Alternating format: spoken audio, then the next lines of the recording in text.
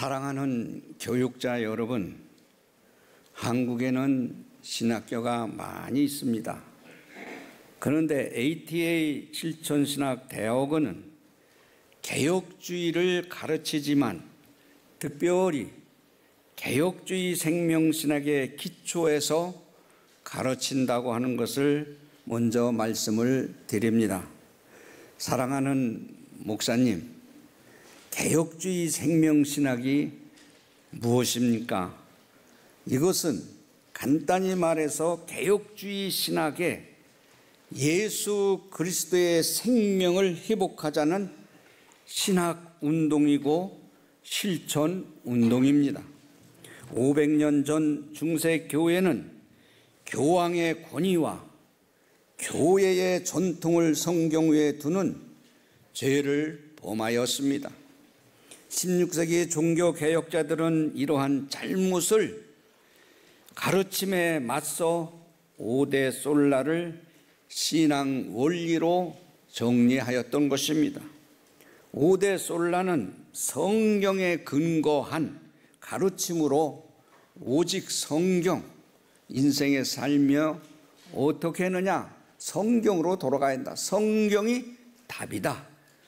성경으로 돌아가자. 오직 그리스도만이 우리 믿음을 가져야만이 구원을 받는다고 하는 오직 성경, 오직 그리스도, 오직 믿음.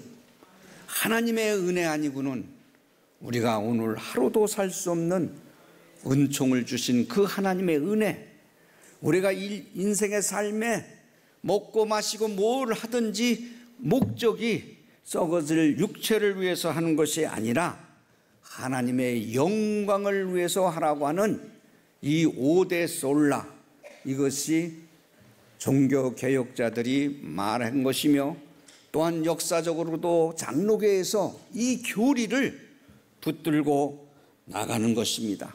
야고보서 2장 26절에 영혼이 없는 몸이 죽은 것 같이 행함이 없는 믿음은 죽은 것이라. 아무리 목사를 해도 하나님을 믿는다고 하면서 믿지 않는 것은 영혼 없는 그런 믿음이다. 정말 하나님의 말씀인 성경을 성경대로 믿고 성경 말씀대로 행하는 삶을 살아야 개혁주의의 생명을 불어넣어서 한국교회가 하나님의 말씀대로 믿고 행하는 그런 부흥과 회복이 일어나는 것입니다. 다시 말해서 한국교회가 영적으로 다시 일어나야 되는 것입니다. 여러 사랑하는 목사님을 통해서 성령의 역사야 한국교회가 변화가 오는 것입니다. 오늘 말씀을 통해서 개혁주의 생명신학 관점에서 신학을 어떻게 해야 하는지, 어떻게 생각해야 되는지 귀한 시간에 여러분들에게 말씀을 전하고자 하는 것입니다. 사랑하는 목사님들, 전제도 얘기했지만 공부 열심히 해요. 배워야 됩니다. 아는 게 심해요. 학문을 알아요. 깨달아야 돼요. 깨닫되 하나님보다 더 위에 놓고 그걸 의지하고, 설교 준비할 때도 학문에 의지하고 성경을 보고 하나님 앞에 세면 음성을 듣고 기도하면서 여기에서 생명줄을 찾아야 되는데 세상의 지식적으로다가 찾아서 여기서 말씀을 선포할 때는 생명력이 없는 거야. 성도들에게 모르는 것을 가르쳐 줄 때는 깨달음을 줘서 머리에는 즐거울 수 있고, 그러나 나의 가슴에는 회개와 용서와 사랑이 없는 거야. 하나님의 말씀이 나에게 부딪혀져야 돼. 사랑하는 성도들을 말씀에 회개와 용서가 있게끔 하려면 먼저 여기 다녔은 목사님 자신이 하나님과 나의 관계의 담이 무너져야 되는 거예요. 하나님과 나의 관계점에서 영적인 목사가 돼서 말씀의 성령이 충만해야 되는 거예요. 성령이 충만한 자가, 성령을 가진 자가 성령을 토하는 거예요. 성령을 토했을 때 성도들의 가슴에 불을 붙여주는 거야. 회개와 용서와 사랑이 있는 거야. 그것이 있어야 한국교회를 살리는 거요. 그것만을 가지면 뭐가 부러워? 예수가 내 안에 있고 내가 예수님 안에 있으면 뭐가 부러우냐? 이거 다 가졌는데. 찾으라, 찾을 것이요. 문을 두드리라, 문이 열릴 것이다. 그런데 문을 찾는데 찾아지지 않고 문은 열리지 않아. 구하여도 얻어지지 않아. 왜 그럴까? 왜 그럴까? 나와의 하나님과의 관계점이 맥혀 있다는 걸 알아야 되는 거예요. 영혼이 없는 몸에 죽은 것 같이 행함이 없는 믿음은 죽은 거라고 했어. 먼저 내 영혼이 잘된 것 같이 범사에도 하나님을 향한 믿음이 실상이 있으면 썩어질 육체도 따라서 복을 받는 거야. 내 영혼이 청결하면. 그렇기 때문에 여러분이 목사로서 한번 태어나서 한국교회를 또한 죽어가는 영혼들을 하늘의 비밀을 선포한다고 한다고 하면 죽어야 되는 거야. 죽으면 다시 사는 게 우리 기독교야. 로마서 1장 16절에 보면 내가 복음을 부끄러워하지 아니하노니 이 복음은 모든 믿는 자에게 구원을 주시는 하나님의 능력이 됨이라. 먼저는 유대인에게요 그리고 헬라인에게라고 했습니다. 목회자 여러분, 정말 이걸 믿습니까? 이 복음만은 모든 믿는 자에게 구원을 주시는 하나님의 능력이 나타난다는 것입니다. 한국교회 선교 초기 신앙의 선배들은 제대로 된 주석 한 권이 없었습니다. 또한 오직 성경만이 붙들고 하나님의 생명 음성을 듣기 위해서 기도원에 가서 몸부림치고 기도하고 노력했습니다. 이 본문과 제목을 가지고 하나님 앞에 눈물을 흘리며 기도하면서 하나님 앞에 생명 음성 듣고 메모해가지고 설교 준비를 했어요. 그리고 성도들한테 말씀을 선포할 때 성령의 역사가 일어났어.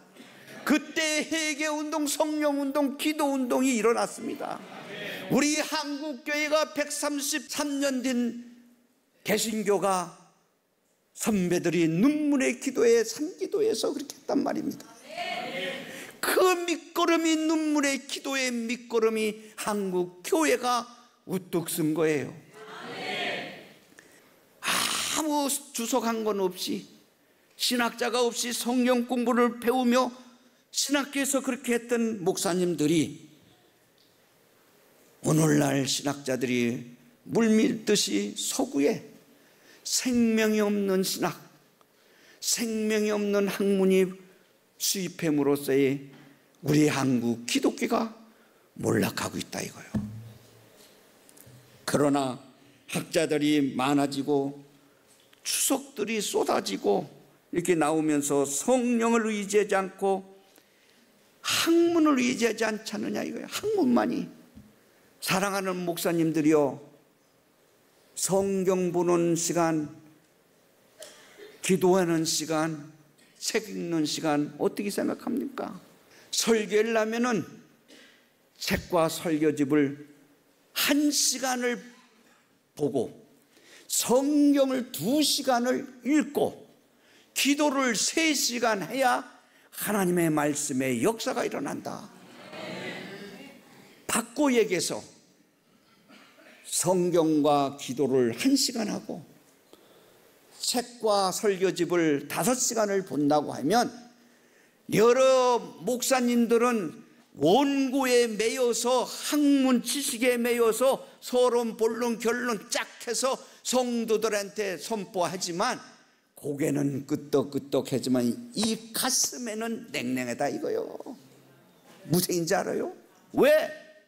세상의 지식으로 학문으로 전개주니까 이 강대상에서는 정치, 경제, 문화를 들으러 오지 않았습니다.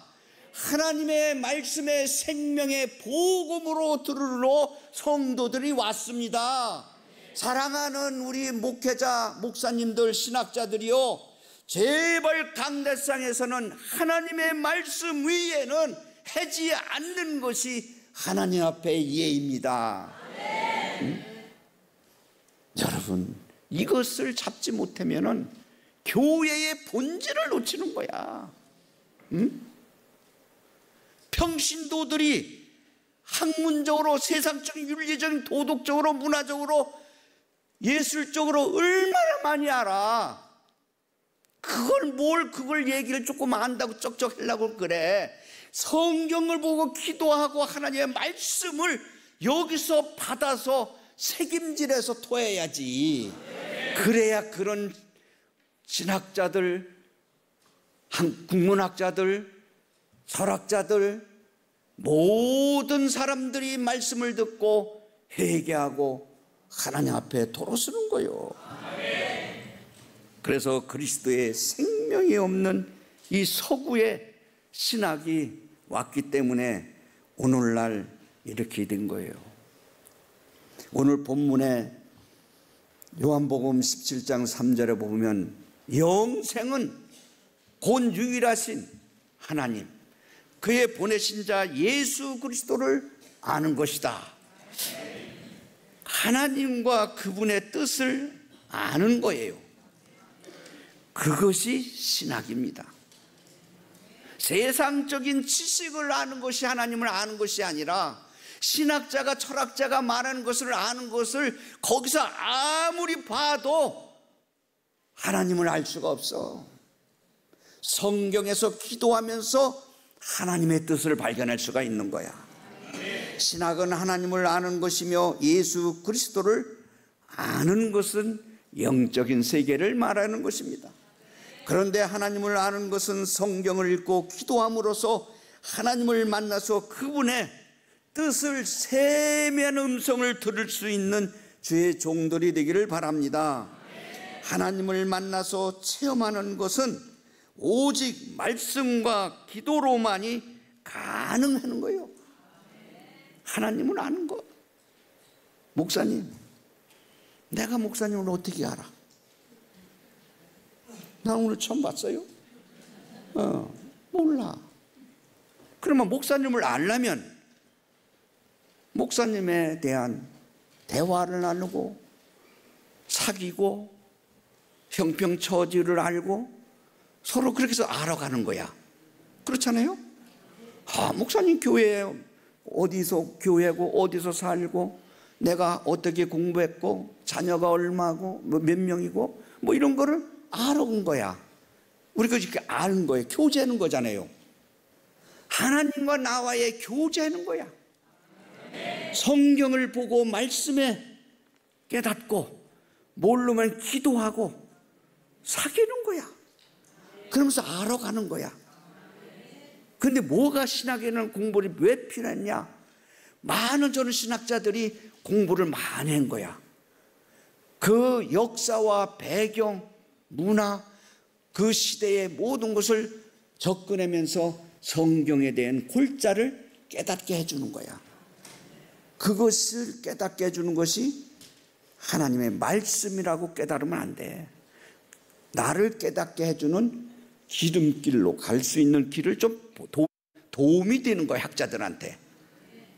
내가 하나님을 깨닫고 하는 건 내 자신이 알아야 돼. 하나님과 나와의 사귐이 있어야 되는 거야. 나와 하나님의 관계에서 말씀 속에서 깨닫고 기도 속에서 깨닫고 더 점점 하나님의 본질과 하나님의 뜻을 알아가는 거야. 그것이 학문이야? 학문이 아니야. 하나님은 말씀의 복음의 생명이야. 응? 교수님들이 가르쳐 주는 거, 역사와 배경, 문화, 철학자들, 신학자들이 이해하는 거 알아야지요. 배워야 돼. 그거 모르면 안 돼. 배워야 돼. 그것이 본질로 잡아서는 안 된다. 그것이 오늘날 죽어가는 신학자들, 영혼이 없는 그런 생명이 없는 신학자들이 우리 한국 기독교에 무수하게 쏟아지니까 그 밑에서 배운 제자들이 목회를 못하는 거야. 개척을 못한단 말이에요. 설교를 할 줄 알아도, 신학자들도 설교는 할 줄 알아도 개척은 못해. 말씀에 능력이 있어야지. 자기 머리로만 굴려서 그게 목회가 되는 거예요? 아니야, 절대 아니야. 이거를 깨달아야 되는 거야. 이거를 배워야 돼요. 알아야 돼요. 책도 많이 읽어야 돼요. 신학자, 철학자가 얘기한 거 알아야 돼요.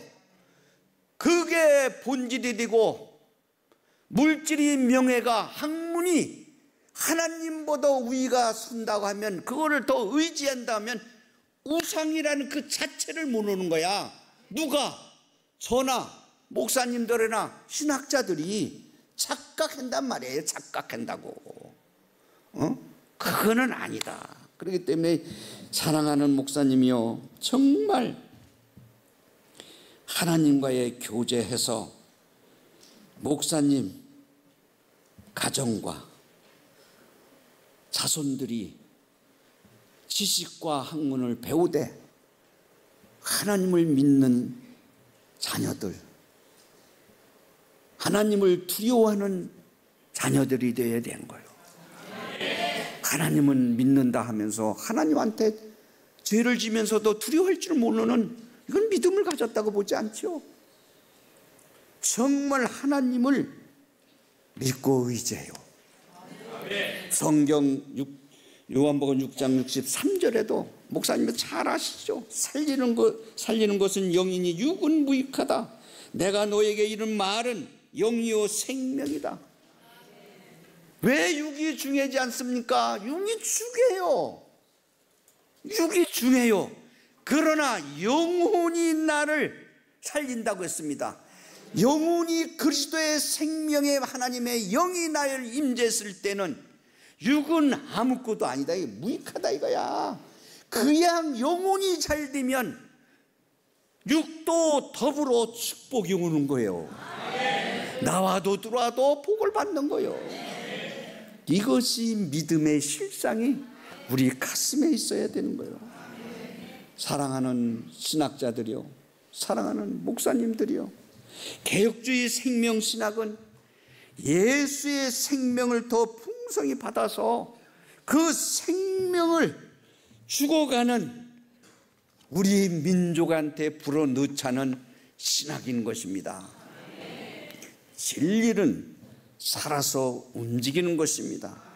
진리는 죽어있는 글자가 아닙니다. 진리는 생명을 살고 진리는 능력이 나타나는 것입니다. 왜? 하나님의 말씀이기 때문입니다. 오직 예수 그리스도만이 참된 길이요 진리요 생명이라고 했습니다. 요한복음 11장 25절과 26절에 있는 말씀을 보면 예수께서 이르시되 나는 부활이요 생명이니 나를 믿는 자는 죽어도 살겠고 무릇 살아서 나를 믿는 자는 영원히 죽지 아니하리니 이것을 네가 믿느냐? 사랑하는 신학자 여러분, 목사님 여러분, 정말 십자가와 부활을 믿습니까?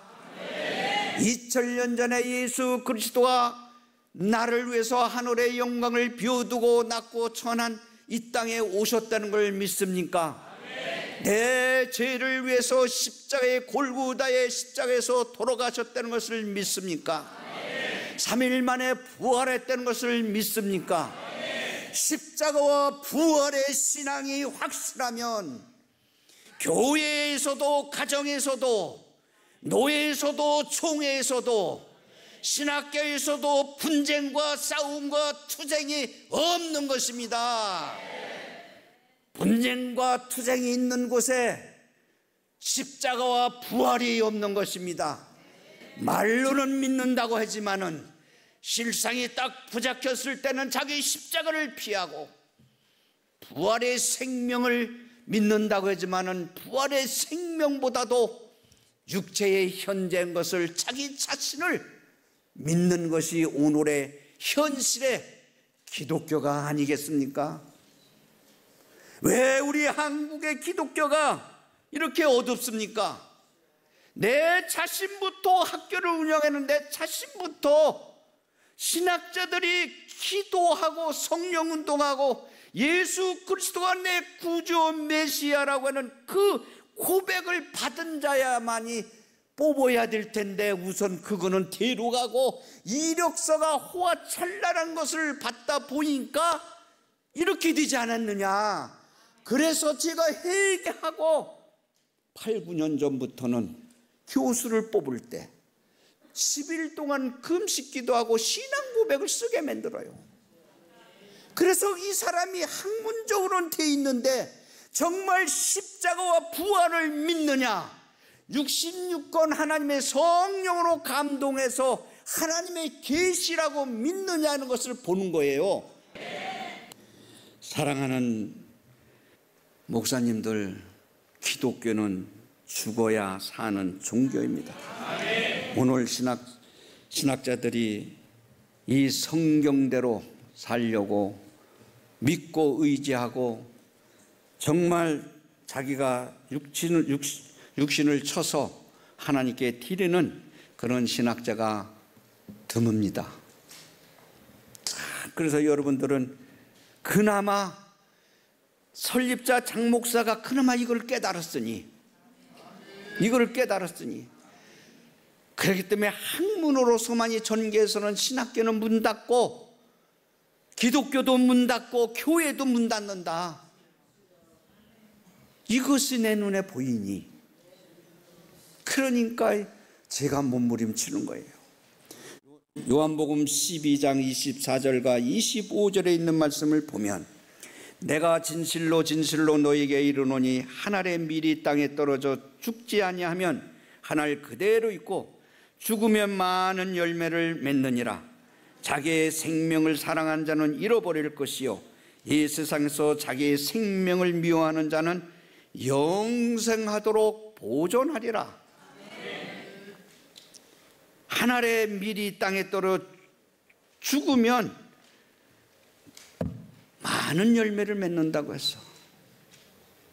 그러나 죽지 않으면 그날 한 알을 그대로 있고 죽으면 많은 열매를 맺는데 자기의 생명을 보존해 준다는 거예요.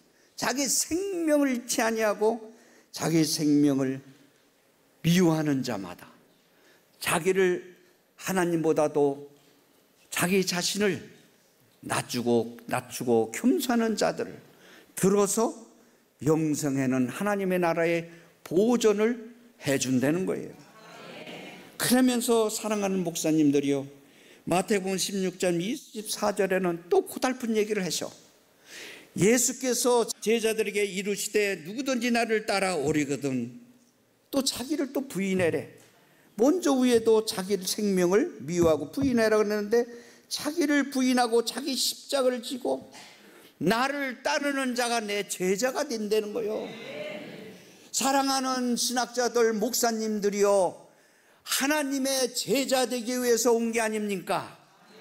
제자가 된다고 하는 그 우리 목적은 뭐냐면은 날마다 자기를 부인해내는 거예요. 나라고 하는 존재를 종간까지라도 때에 따라 십자가에 묻고 버리고 예수를 쫓을 수 있는 믿음이 네게 있느냐 이거요. 그러면 내 제자가 된다는 거요. 그렇지 않으면은 안 된다는 거 아닙니까?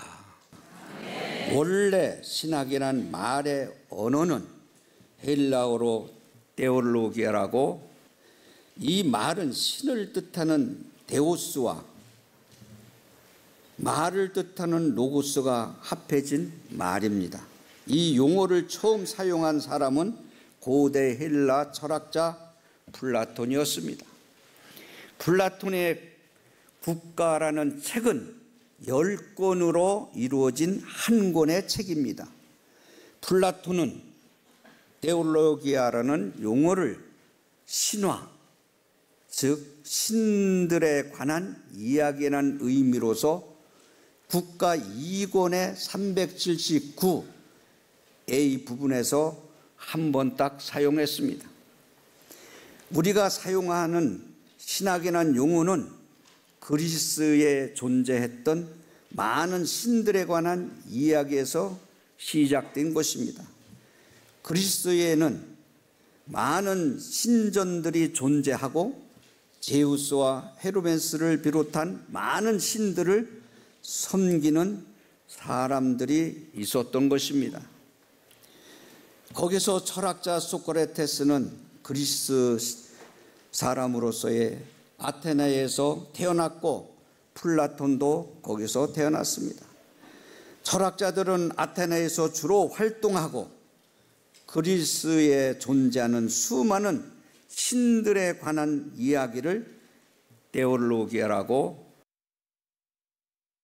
다시 말씀드리면 이런 신들에 관해서, 잡신에 관해서 신학이라고 일컬었던 것입니다.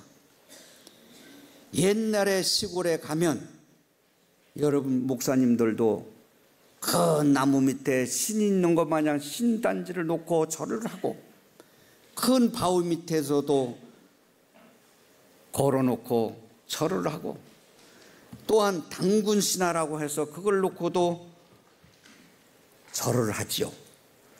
그와 마찬가지로 그리스 아테네에는 그런 신전이 많이 있었다는 거예요. 신전이, 신을 모시고 있는 신전이. 사도행전에 나오는 그 제우스와 헤르메스의 그런 신전이 많이 두고 있었다 이거예요. 그거를 연구하는, 그것을 말하기 위해서 신학이란 용어가 나왔다 이거예요. 성경은 신화를 아주 경계하고 있습니다. 디모데전서 4장 7절에 보면 망령뛰고 허탄한 신화를 버리고 경건에 이르도록 네 자신을 연단하라고 말씀하고 있습니다. 신화는 그냥 단순히 지어낸 이야기가 아니라 허황뛰고 공허한 것, 타락되고 부정한 것을 말하고 있습니다. 하나님과 관련해서는 신성 모독적인 것입니다. 학문의 범주에서도 들지 못하는 저속한 신화라는 의미의 데올로기아를 독자적인 학문으로서의 신학으로 체계화시킨 사람은 플라톤 제자 아리스토텔레스였습니다. 아리스토텔레스는 지식과 진리를 추구하는 이성적 활동을 학문이라고 정의를 하였습니다. 그리고 학문을 크게 세 가지로 분리하였습니다. 진리를 다루는 이론학, 선을 다루는 실천학, 미를 다루는 제작학으로 나누고 그 가운데 이론학을 최고로 여겼던 것입니다. 그런 최고의 학문인 이론학에 신학과 수학과 자연학이 포함되고 있습니다. 그 중에 신학은 최고의 이론학으로 이루어졌던 것입니다. 아리스토텔레스가 말하는 신학은 우주의 근본 원리를 추구하는 제1철학이라는 것입니다. 아리스토텔레스는 신학을 학문으로 정리하면서 신을 인간이 만들어낸 학문의 틀 안에 가두어 놓으려고 했던 것입니다. 신학을 학문으로 하는 사람들은 살아계신 인격적인 하나님을 수상적인 개념과 이론으로만 연구하는 잘못을 저지르고 있다는 것입니다. 인격적으로 하나님을 만나지 못해서 자신이 얼마나 잘못을 하고 있는지 그 자체를 모르고 있는 것입니다. 학문을 가르치는 것만을 사명으로 생각하는 모습을 볼 때, 내가 외국에 가서 신학 공부, 철학 공부를 많이 해서 신학자들한테 가르쳐 주는 것만으로 사명을 다 하는 거로 하기 때문에 양심에 부끄러움이 없는 거예요. 다시 말하면 사랑하는 목사님들이요, 예수 그리스도의 생명이 없으면서 설교집을 삐끼고 배운 것을 아는 것을 말하고 내 속에 그리스도의 영의 말씀이 없으면서도 있는 것 같이 토하는 어리석은 자와 같은 거예요. 그래서 저는 하나님과의 그 사귐이 없이는, 교제하지 않고는 하나님을 알지 못한다. 소문과 이론만으로는 하나님을 연구하다 보니 하나님과의 진정한 만남을 이루지 못하고 있는 것이요. 이런 것이 오늘 한국 기독교의 신학자들, 목사님들 옆에서 볼 때에 안타까운 거요. 하나님, 여호와 하나님 우리를 지으셨지 않느냐 이거요. 창조하신 하나님이다. 이거 말씀으로. 하나님은 지혜로우시며 능력이시며 거룩하시며 공의로우시며 인자하시며 진실하신 하나님이신데, 그런 하나님은 무한하시며 영원하시며 불변하신 영이신 하나님이시다 이겁니다. 이런 여호와 하나님을, 인격적인 그런 하나님을 인간의 학문에 가두어 묶어 놓으려고 하는 어리석은 저와 여러분이 되어서는 안 되는 것입니다. 우리가 믿는 삼일체 하나님은 이러한 학문의 대상에서 제거되어야 되는 것입니다. 하나님이 절대자 하나님의 말씀이 로 창조하신 여호와 하나님은 우리를 통해서 영광을 받으실 하나님입니다. 창조주 하나님은 피조인 우리 인간의 머리나 학문에 갇혀서 이렇게 하고 저렇게 하고 움직이는 그런 하나님이 아닙니다. 그래서 신학을 학문으로만이 연구하는 사람에게는 예수 그리스도의 생명이 없습니다. 골로새서 2장 8절에 보면 누가 철학과 헛된 속임수로 너희를 사로잡을까 주의하라. 이것을 사람의 전통과 세상의 초동학문을 따르며 그리스도를 따름이 아니라. 여기서 철학이 나와. 철학자들이, 신학자들이 속임수로 초동학문, 기초학문을 가지고 하는데 속지 말라.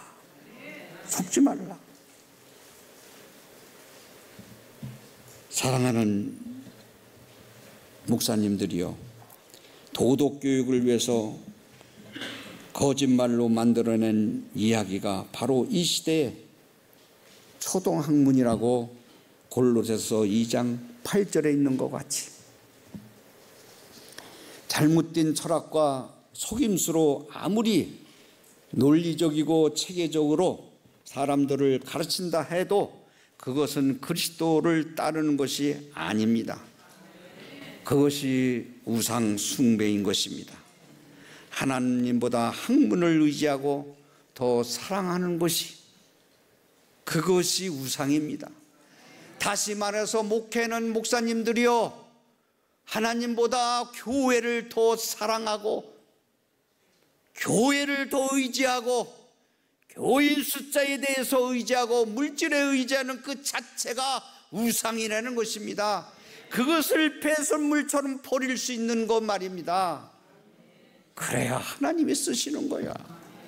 시편 115편 8절에는 보면 우상들을 만드는 자들과 그것을 의지하는 자들이 다 그와 같으리라고 말씀하셨어. 우상을 만들고 우상에 의지하는 사람은 참된 구원과 도움을 얻을 수 없다 이겁니다. 그래서 출애굽기 20장 3절에도 너는 나 위에 다른 신들을 두지 말라고 말씀하고 있습니다. 우상은 우리에게 아무런 영향을 끼칠 수 없는 무임의 종교이기 때문입니다. 시편 115편 9절에 보면 이스라엘아 여호와를 의지하라. 그는 너의 도움이시요 너의 방패시라. 우리의 방패시가 되시고 도움이 되시고 구원자가 되시는 여호와 하나님을 의지해야 되는 겁니다. 자기 자신보다도 하나님을 더 사랑할 수 있는 주의 종들이 되기를 바랍니다. 그런데 오늘날 신학자들은 영이신 하나님보다 헛된 철학과 학문을 더 의지하고 여러분들 신학생들한테 가르치려고 몸부림치는 걸 볼 때 그것이 안타까운 거예요. 내가 갖고 있는 지식을 가지고 거기에서 예수 그리스도의 인격이 묻어나서, 그래서 지식이 하나님의 말씀으로 가슴으로 와서 무릎에 신학이 되어야 되는 거예요. 기도에서 자기의 책임질에서 학문이 말씀화가 되어서 예수의 인격으로 토해서 아이들을 가르쳐 줄 때에 그 신학생들이 그것을 받아서 할 때에 학문과 더불어 성령의 말씀의 인격에 교수들의 인격, 예수님의 인격을 닮아서 목회를 하는 거예요. 그것이 없다면 하나님의 일을 한다고 하면서 아니지 않냐 이것입니다. 그래서 저는 신학은 학문이 아니라 예수 그리스도의 생명의 복음이라고 저는 선포하는 것입니다. 인격적인 하나님은 학문에 절대로 갇혀서 있을 하나님이 아니시라는 것입니다. 신학은 살아있는 예수 그리스도의 말씀이요 생명의 복음이 되어야 되는 것입니다. 신학이란 말은 하나님께서 말씀하셨다는 의미와 하나님에 대해서 말한다는 두 가지의 의미로 해석할 수가 있어요. 하나님께서 말씀하셨다, 이것은 복음이요 생명이요, 이거는 영적인 말씀을 말하는 것은 학문이 될 수 없다는 거예요. 그러나 하나님에 대해서 말한다, 신학 공부를 하면서 역사와 배경과 인물과 모든 것을 학문이다 이거예요. 이거를 구분할 줄 알아야 되는 거예요. 이거를 구분을 해서 그 문화적인 배경과 학문의 이런 것을 우리가 깨닫고 알아야지요. 그건 배워야지요. 그건 학문이 될 수 있어도 하나님께 말씀하셨다라고 강대상에서 선포해야 된다 이거예요. 내가 이것을 목사님들한테 말씀을 드리고 싶은 거예요. 하나님께서 말씀하셨다고 해야만이 신학이 학문이 아니라 복음의 생명의 말씀이라고 정립이 되는 겁니다. 어떤 신학자들은 성경을 하나님의 감동으로 기록된 계시의 말씀을 보지 않고 일부분은 그렇고 일부분은 그렇지 않다고도 실제로 한국 기독교의 신학대학교 유명한 학자들이 그렇게 얘기하는 것을 책자에도 말하는 것도 들었을 것입니다. 신학이 학문이 아니라 예수 그리스도의 생명의 복음의 명제 앞에서 신학자들은 자신들이 쌓아 올린 학문적인 업적이 무너질까 봐 걱정이 되는데 그거 걱정 내려놓으라는 겁니다. 그 자기 이 학문을 믿고 의지하지 말고 예수 그리스도의 복음으로 믿고 자기 것을 버리면 그 사람을 들었을 때는 엄청나게 역사하는 거예요. 그거 내려놓으면 죽는 줄 알아. 그것이 저는 안타까운 겁니다. 하나님께서 말씀하신다는 성경의 중심을 신학을 해야 하나님의 능력이 나타나는 것입니다. 신화나 헛된 우상을 연구하던 철학자들을 따라 하나님에 대해서 말한다는 인간의 주체가 되는 이런 신학을 계속할 때는 우리는 한국 신학교가 어두워지는 것입니다. 신학교의 모든 일에 있어서 깨어 기도해 줘야 됩니다. 우리 학교를 넘어서 우리 한국 기독교가 다시 태어나야 되는 것입니다. 우리 교회나 신학교나 기독교의 모든 총회를 볼 때 마치 하나님의 권위에 도전하는 하나님의 말씀을 거역한 창세기 11장 1절과 9절에 있는 말씀을 보면 바벨탑 사건을 보는 것 같습니다. 세계적인 신학자들을 보고 한국 기독교를 보면 대홍수를 겪는 노아의 후손들은 땅을 멸할 홍수가 다시 일어나지 아니할 거라고 하나님께서 약속하고 부탁을 했습니다. 그들은 홍수를 막을 수 있는 탑을 높이 세우자. 그들은 성읍과 탑을 건설하여 그 탑을 꼭대기에 하늘을 닿게 하여 우리 이름을 내고 온 지면에 흩어짐을 면하자 하고 의논했던 것입니다. 성읍과 탑을 건설하는 목적이 하나님에 대한 순종이 아니라 교만하여 자신들의 이름을 내기 위함이라고 말씀하고 있습니다. 오늘날 우리의 모습도 이와 다르지 않습니다. 사도행전 17장 21절에 보면 모든 아테네 사람들은 가장 새로운 것을 말하고 듣는 것 위에는 달리 시간을 쓰지 않았다고 말씀하셨습니다. 사랑하는 신학자들, 목사님들이요, 새롭게 설교를 하려고 하고 새롭게 뭐를 연구해서 새롭게 발표를 하려고 하는 이런 아테네의 사람들과 다를 게 뭐 있느냐? 성경 말씀을 연구해 보다 누구누구의 신학에 대해서 글을 쓰고 논평하면서 시간을 보내는 것은 바로 매일 새로운 것을 추구했지만은 참된 진리를 찾지 못했던 아테네의 사람들과의 다름이 없지 않느냐. 사랑하는 목사님들도 새로운 메시지를 전하기 위해서는 성경에서 찾아서 기도하면서 세미는 음성을 듣고 토해는 목사님들이 되기를 바랍니다. 신학 책자나 신학 논문을 볼 때 신학자들은 무엇이 새롭고 독창적인 인가를 묻고 생각하는 것입니다. 새로운 것과 독창적인 것이 그들의 우상이 되고 있는데 그것이 우상인 줄 모르는 그 신학자들이 지금 이 현실에 안타까운 것입니다. 그래서 하나님 말씀인 성경을 자기 마음대로 나누고 쪼개는 일이 생기는 것이 현실입니다. 하나님 말씀인 성경의 권위를 인정하기보다는 새로운 이야기를 만들어내어 자신의 명예를 높이고자 하는 교만에, 그것이 오늘날 목사님들과 신학자들에게 있다는 것입니다. 이것은 자신을 우상화시키는 것인 만큼 이것을 벗어버려야 한국 기독교가 밝아지는 것입니다. 특히 신학을 학문으로만 연구하는 학자들은 하나님의 영광보다 자기 명예를 더욱 중요하시 생각하는 것을 버려야 합니다.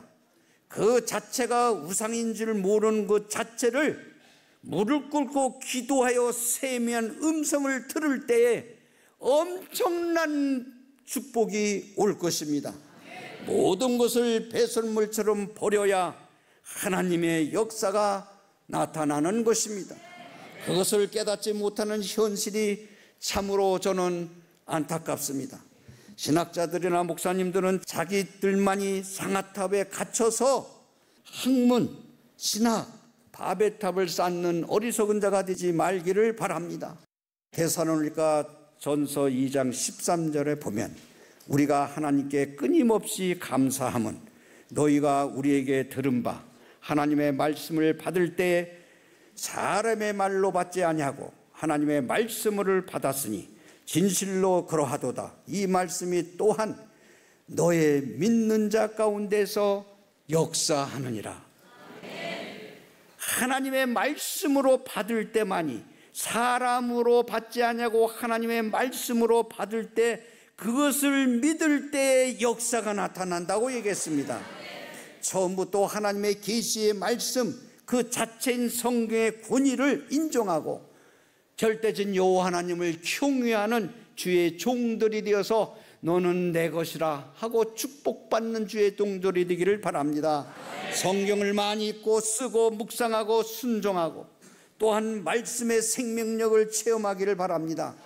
오늘날 신학적 지식은 차고 넘치지만 영적인 생명의 능력이 교회 강당에서 점점 사라지고 있습니다.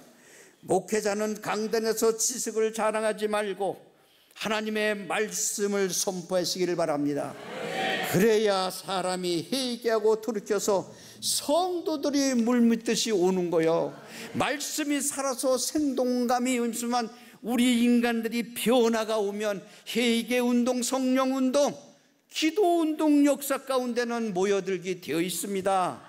목회자가 영적인 능력이 없으면 교회는 세상의 물결로 휩쓸려 가기 마련인 것입니다. 목회자가 기도의 능력, 말씀의 능력이 없으면 성령의 역사가 일어나지 않기 때문입니다. 성경을 학문으로만 다루지 말고 영적인 하나님의 생명의 말씀이라고 깨닫고 믿어야 역사가 나는 것입니다. 우리는 예수 그리스도의 생명의 복음으로 세상을 변화시켜야 합니다. 이 세상을 예수 그리스도의 생명의 복음으로 변화시켜서 우리 하나님 아버지 영광을 돌리고 이 세상에 변하여 우리 하나님과 예수 그리스도의 나라가 확장되도록 저와 여러분이 수고하여 주시기를 바랍니다. 그것이 우리 개혁주의 생명이라고 하는 사명 아래 우리는 실천운동으로 우리가 하나님의 나라운동, 회개운동, 용서운동, 섬김의 운동입니다. 그래서 개혁주의 생명신학 토대 아래서 수행하는 모든 사람들이 하나님을 알고 또한 예수님의 사랑을 경험하고 그 사랑을 베풀을 수 있는 그 사명을 깨달을 때 우리들은 통해서 세상을 변화시키고 또한 그리스도의 사랑으로 세상을 변화시킬 수 있는 것입니다. 부디 여러분의 목회 사역 후에 성삼일체 하나님께서 항상 있기를 주님의 이름으로 축복합니다.